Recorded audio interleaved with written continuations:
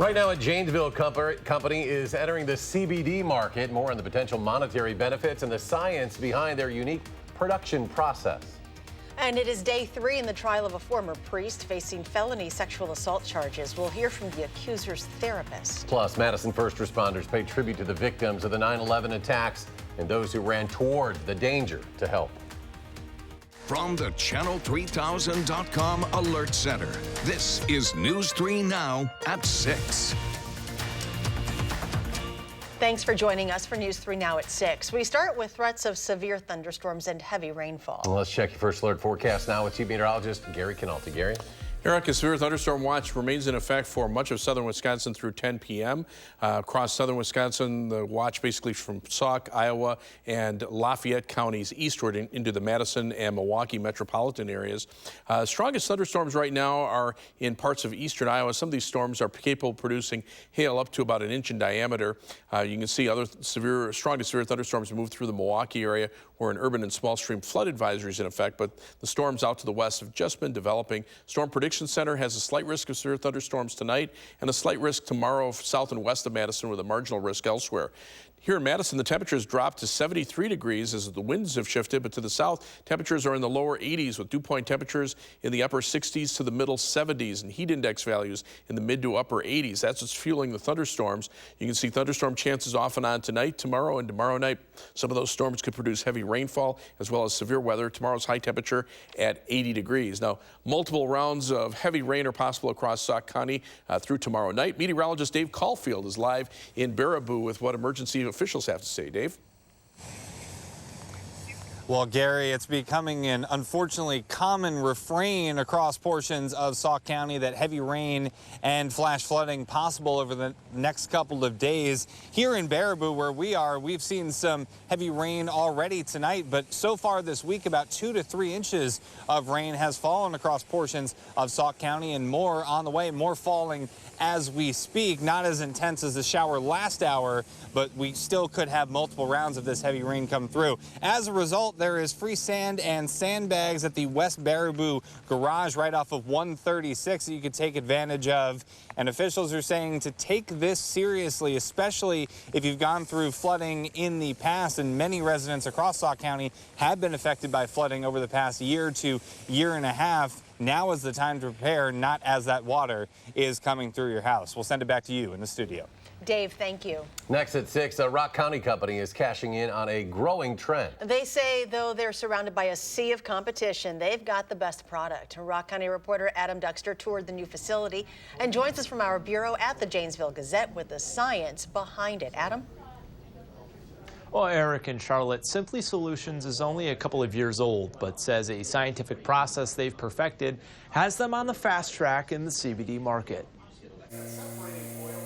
It looks like a science experiment, partially because it is. We're extracting specific compounds or molecules from plant matter. What you're looking at is the process in which Simply Solutions separates CBD from hemp, creating a product they say is clean, verifiable, and healthy. Traditionally, that's done by taking the plant matter, submerging it in a chemical to extract those molecules, and then separating the stuff you don't want. But the market around them is growing, says CEO John Gepford. Market analysts say CBD products made more than $500 million nationwide last year. And by 2022, that number could grow to $22 billion. Gepford says that's led to some ripoffs trying to cash in. There's a lot of CBD products out there now that I question whether there's any CBD in them. But in this lab on Janesville's south side, vacuum bag and then double bag it. That's not the case. There's got to be some government regulation around this, and I think the FDA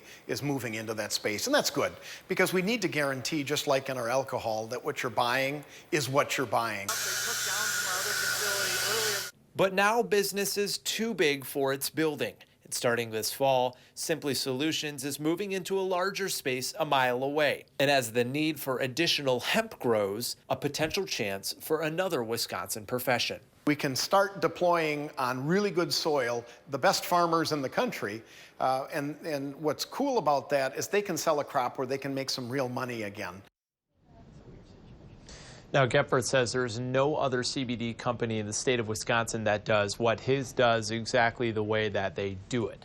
And as the opioid epidemic continues to grow in the United States, he says alternatives like CBD will only become more popular.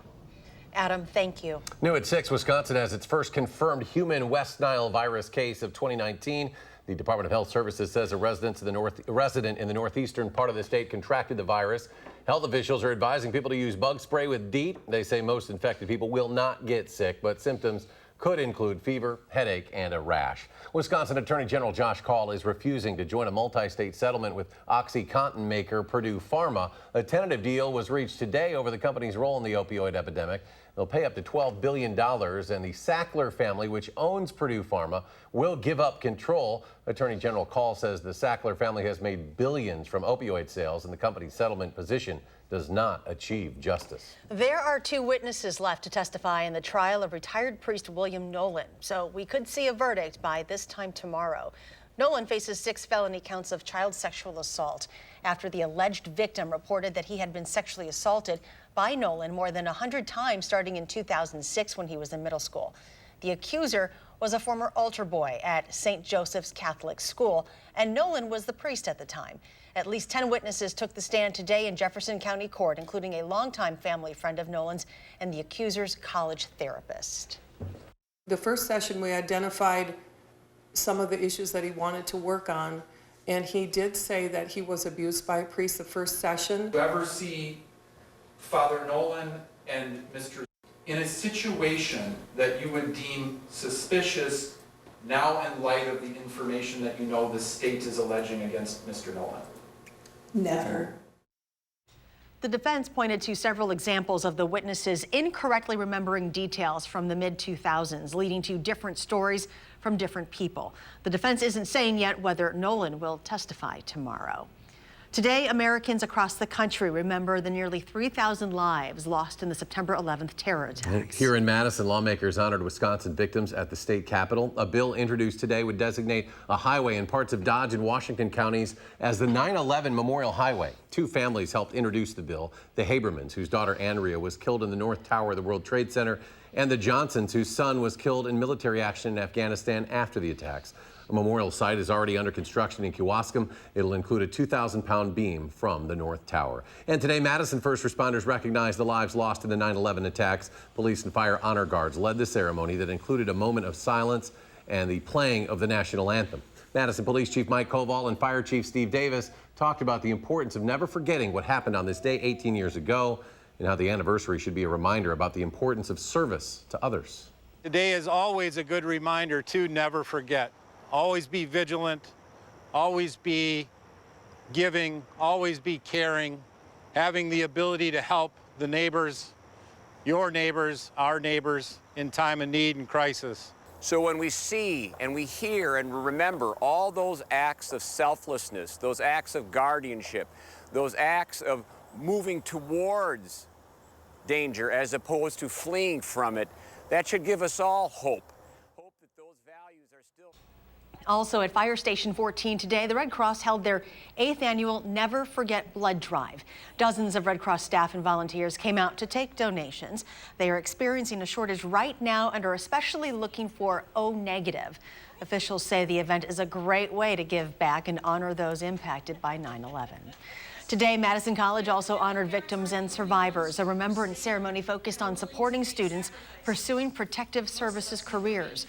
The college also displayed nearly 3,000 American flags and a memorial wall with names of the victims. Still ahead at 6, deputies in Marquette County are building their relationship with the Amish community to make sure the roads are safe for cars as well as for buggies. And there's more local news ahead. With more rain in the forecast this week, we are asking City of Madison engineers if they've found any potential solutions to the flooding issues we saw last summer.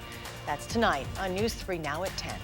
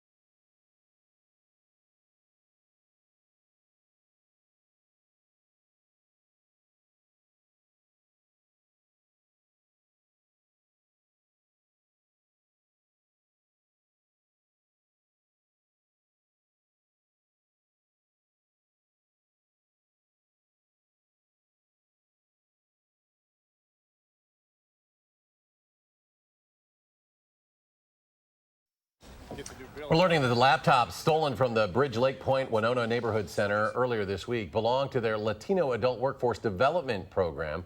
Madison police say someone broke through a window sometime between Monday night and Tuesday morning. They got away with some cash, those laptops that were used for GED, ESL, and computer skills classes. The center's executive director says residents and staff feel violated. So just because we lost 19 computers, it doesn't stop us from doing our job. But there is a sense of they broke into our home and they took something from us that we use to serve people. He says while the theft is unfortunate, it's not getting in the way of their momentum. The community center is in the process of building a new facility. In October, they'll hold a meeting with residents to discuss what they'd like to see in the new space, which now might include a better security system. News 3 Now is teaming up with the Community Action Coalition and Clinky Cleaners to collect winter gear.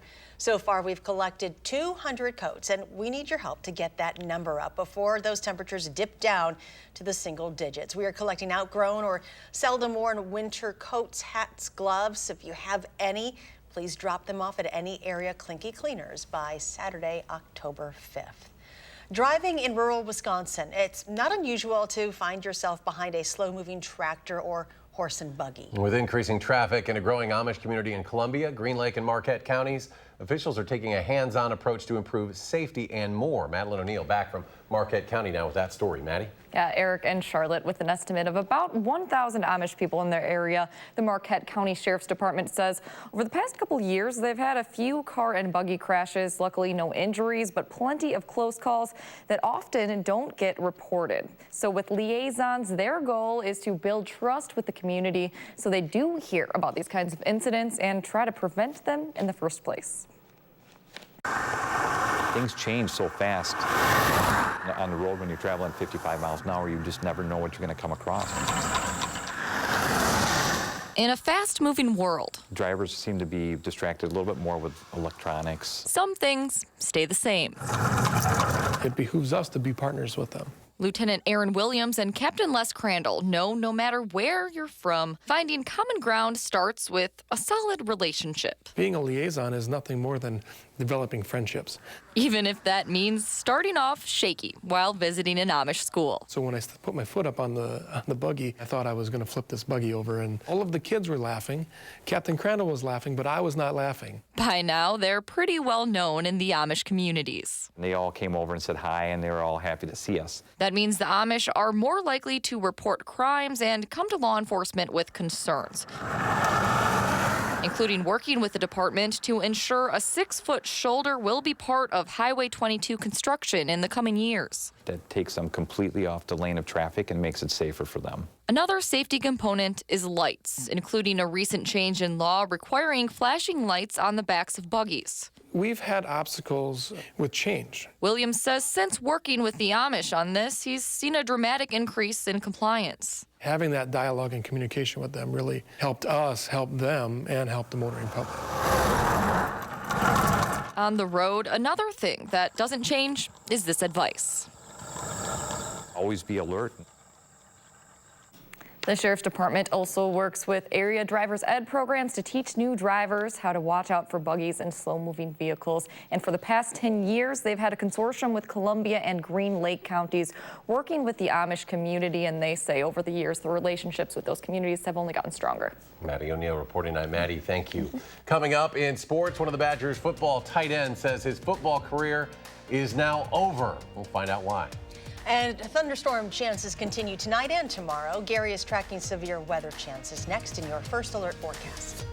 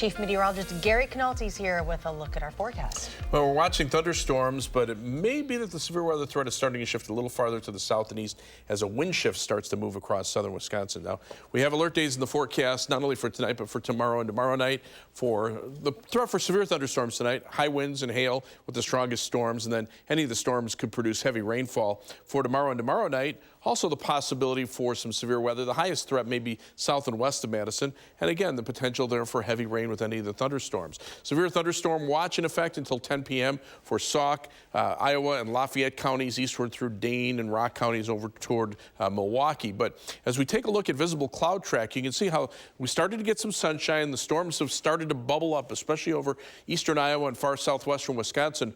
But here's the thing, the temperatures are starting to cool off. Madison dropped from 81 last hour to 73. Temperatures are in the 60s to the north. So the severe weather threat is probably over with where temperatures are in the 60s, but continues especially down near the Illinois state line where temperatures are in the 80s and dew point temperatures are in the lower 70s.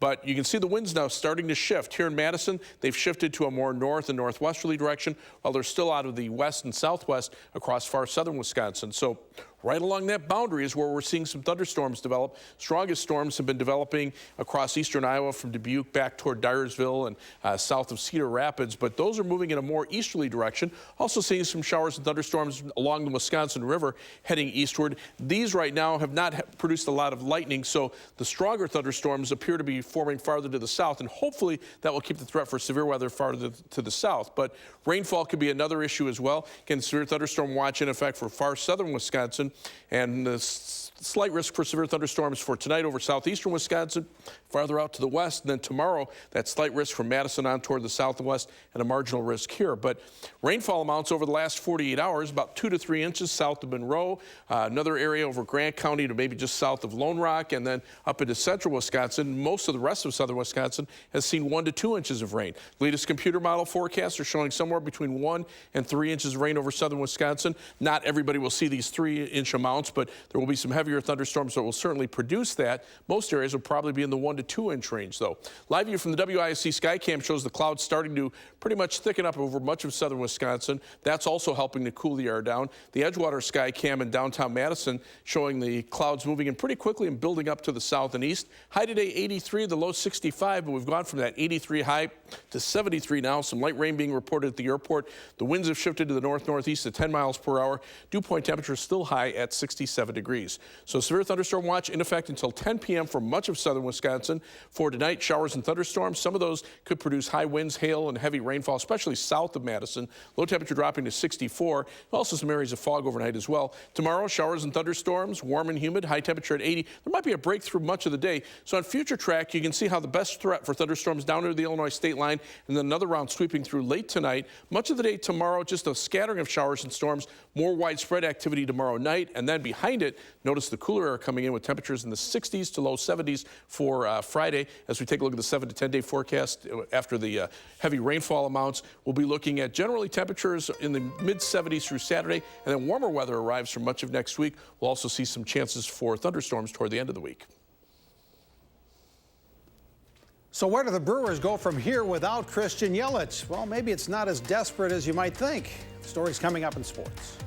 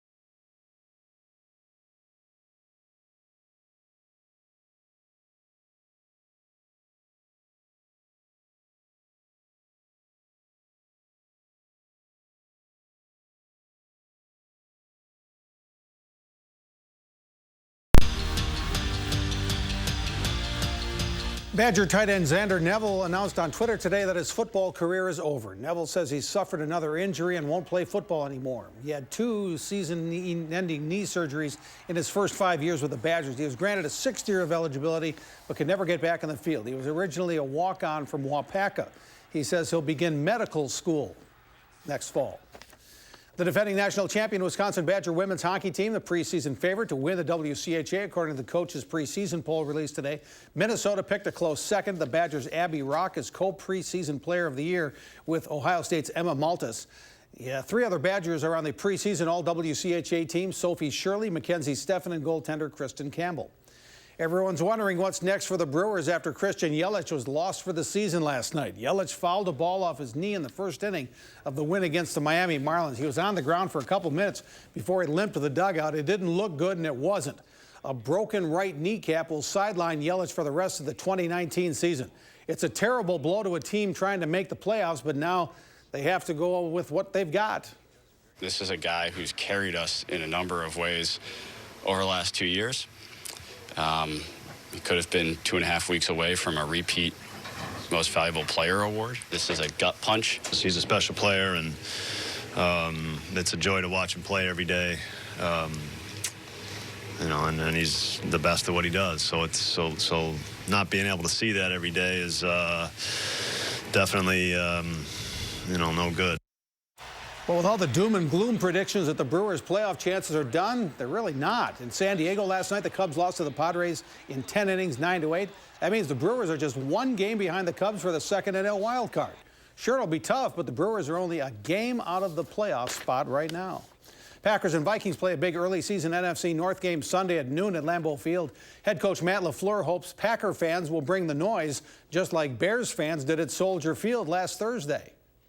They sing the national anthem. They're screaming their head off the whole time for 2 minutes or whatever it was. So we knew that type of environment, it's challenging on offenses, and that's what we want to get here. And we want our fans to stand up and get loud and really support our players. Prep Mania High School football game of the week takes us to Mansfield Stadium for a big game in the Big 8. Middleton has lost once. Madison Memorial still undefeated. We'll have the game live on channel3000.com, 7 o'clock Friday night. We'll also replay the game Sunday and Wednesday on TVW. And the United States men's basketball team lost in the quarterfinals of the FIBA World Cup in China early this morning. Rudy Gobert helped France to an 89-79 win. That stops the USA's 58-game winning streak with NBA players on the roster in an international competition. So everybody's written off the Brewers, but those Cubs, man. Yeah, the Cubs will keep them in it, huh, Gary? I've got 2 more games, Sunday and the following Sunday, so we'll see how that goes. All right. Well, watching some strong thunderstorms out there, especially down around Dubuque, Iowa. They've just issued flash flood warnings for Delaware and Dubuque counties in eastern Iowa, and also urban and swell stream flood advisories for Waukesha and Milwaukee counties. That's where the strongest storms are, but the storms north and west of Madison appear to be weakening a little bit, so hopefully the severe weather threat will be lessening with time. Thanks for joining us for News 3 Now at 6. Enjoy your evening, and we'll see you back here at 10.